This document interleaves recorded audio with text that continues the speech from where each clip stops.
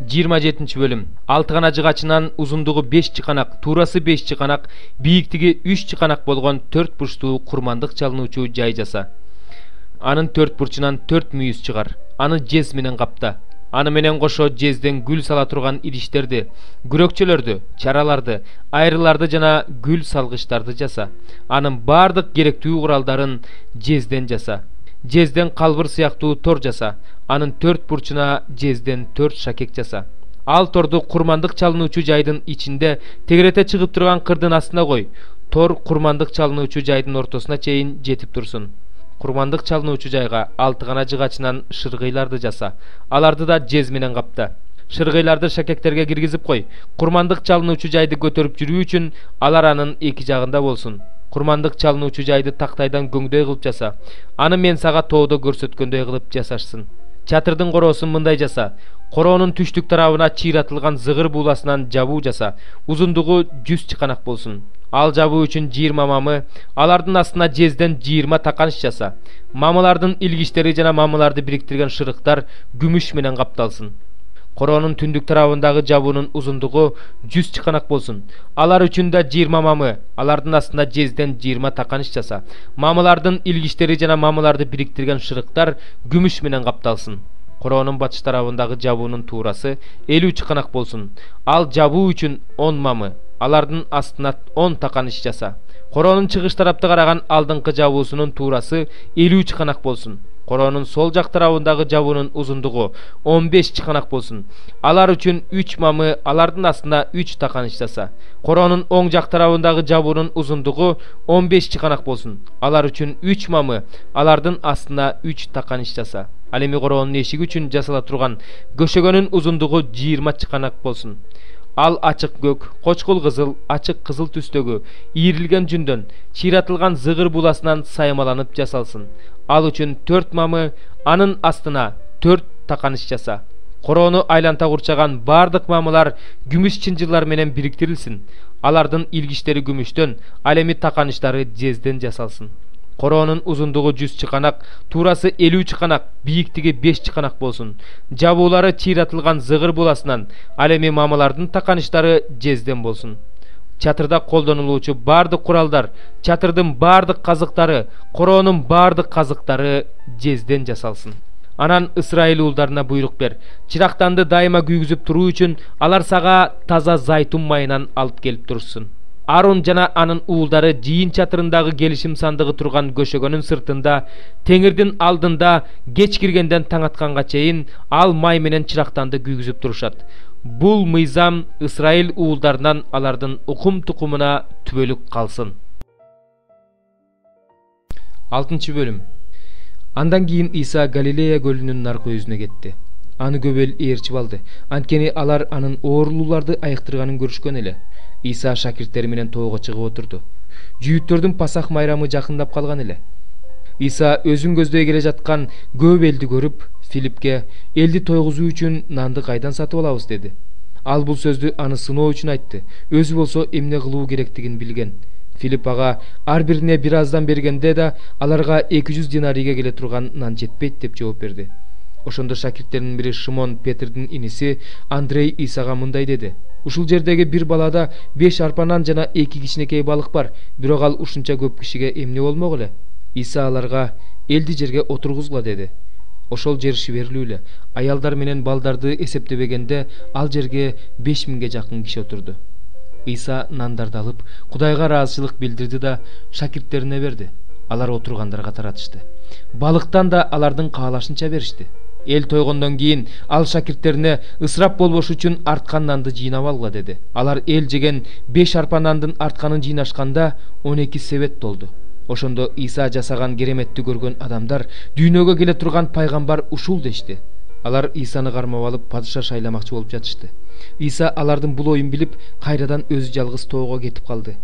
Кеч киргенде анын шакирттери көлгө барып, 17. Бир кайыкка түшүштү да көлдүн аркы өзүнө Капернаумга бет алышты. Караңгы кирип калган эле. Иса болсо аларга келе элек болчу. Катуу шамал болуп көл толкуй баштады. Алар 25-30 стадий сүзүшкөндөн кийин көлдүн үстүндө кайыкты көздөй басып келе жаткан Исаны көрүп коркуп кетишти. Иса аларга: "Коркпогула, бул менмин" деди. Алар Исаны кайыкка чүрүп алмакчы болушту. Бирок кайык ошол замат алар бет алган жээкке жетип калды. Көлдүн аркы өзүндө калган эл кийинки күнү жээкте шакирттер түшкөн кайыктан башка кайык болбогонун, Исанын алардын кайыгына түшпөгөнүн, шакирттер өздөрү гана сүзүп кетишкенин эстешти. Ошол арада эл нан жеген жерден алыс эмес жерге Тибериядан башка кайыктар келип жатты. Теңир нан үчүн ыраазычылык билдиргенден кийин ошол жерде эл нан жеген эле. Ал жерде Иса да шакирттери да жок экенин көргөн эл кайыктарга түшүп Исаны издеп Капернаумга келди. Алар Исаны көлдүн берки өзүнөн табышты да: "Устат, бул жерге качан келдиң?" деп сурашты. Иса аларга мындай деп жооп берди: "Чындыкты, силерге чындыкты айтып коеюн. Керемет көргөнүңөр үчүн эмес, нан жеп тойгонуңар үчүн мени издеп жүрөсүңөр. Күнүмдүк тамак үчүн эмес, түбөлүктүү тамак үчүн аракеттенгиле. Аны силерге Адам уулу берет. Анткени Кудай Ата ага өз мөөрүн баскан." Ошондо алар Исадан: "Кудайдын иштерин аткарыш үчүн эмне кылышыбыз керек?" деп сурашты. Иса аларга: "Ал кимди жиберсе, ошого ишенгиле. Кудайдын иши мына ушул" деп жооп берди. Ошондо алар Исага мындай дешти: "Кандай керемет көрсөтөсүң? Биз көрүп сага ишенип калалы. Кана эмне кыласың?" Ыйык жазууда Кудай аларга асман нанын берди деп жазылгандай, ата-бабаларыбыз чөлдө манна жешкен. Иса болсо аларга мындай деди: "Чындыкты, силерге чындыкты айтып коеюн. Нанды силерге Муса берген эмес, Атам силерге асман нанын, чыныгы нанды берет. Анткени Кудайдын наны асмандан түшүп, адамзатка өмүр берет." Ошондо алар ага: "Мырза, бизге дайыма ошондой нан берип турчу" дешти. Иса аларга мындай деди: "Мен өмүр берүүчү нанмын. Мага келген адам ачка болбойт. Мага ишенген адам эч качан суусабайт. Бирок мен силерге айтканымдай эле, мени көрсөңөр да ишенбей жатасыңар. Атам бергендердин баары мага келет. Мага келген адамды мен кубалабайм. Анткени мен өз каалоомду эмес, мени жиберген Атамдын каалоосун аткарыш үчүн асмандан түштүм. Мени жиберген Атамдын каалоосу мындай: ал бергендердин эч кимисин жоготпой, баарын тең акыркы күнү тирилтүүм керек. Атамдын каалоосу уулун көргөн, уулуна ишенген ар бир адамдын түбөлүк өмүргө ээ болуусу. Мен аны акыркы күнү тирилтем." Исанын асмандан түшкөн нан менмин дегенине жүйүттөр мындай деп күңкүлдөй башташты: "Мына бул Жусуптун уулу Иса эмеспи? Биз мунун ата-энесин билебиз да. Анан бул кандайча асмандан түштүм деп жатат?" Иса аларга мындай деди: "Күңкүлдөбөгүлө. Мени жиберген Атам чакырбаса, мага эч ким келе албайт. Мен аны акыркы күнү тирилтем. Пайгамбарлар китебинде алардын баардыгын Кудай үйрөтөт деп жазылган. Атадан угуп үйрөнгөн ар бир адам мага келет. Бул кимдир бирөө Атаны көргөн дегенди билдирбейт. Атаны Кудайдан келген бирөө гана көргөн. Чындыкты, силерге чындыкты айтып коеюн. Ким мага ишенсе, ал түбөлүк өмүргө ээ. Мен өмүр берүүчү нанмын. Ата-бабаларыңар чөлдө манна жешти, өлүштү. Ал эми асмандан түшкөн нанды жеген адам өлбөйт. Мен асмандан түшкөн тирүү нанмын. Бул нанды жеген адам түбөлүк жашайт. Мен бере турган нан бул менин денем. Мен аны адамзаттын өмүрү үчүн берем." Ошондо жүйүттөр: "Кантип ал бизге өз денесин жегенге бермегиле?" деп өз ара талаша башташты. Иса болсо аларга мындай деди: "Чындыкты, силерге чындыкты айтып коеюн. Адам уулунун денесин жеп, канын ичпесеңер, өмүргө ээ болбойсуңар. Ким менин денемди жеп, канымды ичсе, ал түбөлүк өмүргө ээ. Мен аны акыркы күнү тирилтем. Анткени менин денем чыныгы азык, каным чыныгы суусундук. Денемди жеп, канымды ичкен адам менин ичимде болот, мен анын ичинде болом. Тирүү Атам мени жиберип, мен ал аркылуу жашап жаткандай эле, менин денемди жеген адам мен аркылуу жашайт. Асмандан түшкөн бул нан ата-бабаларыңар жеген маннада эмес, манна жеген алар өлүштү. Ал эми бул нанды жеген адам түбөлүк жашайт."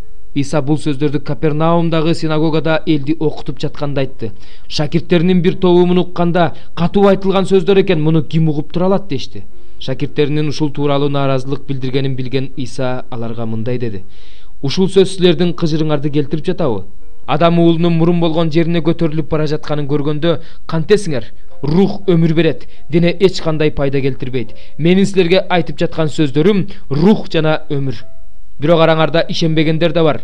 Кимдер ишенбей коерун, кимдин чыккынчылык кыларын Иса алдын ала эле билген. Анан ал дагы мындай деди: "Атам чакырбаса, мага эч ким келе албайт деп мен ошон үчүн айткам." Ушул сөздөрдөн кийин шакирттеринин көбү Исадан четтеп, аны ээрчибей калышты.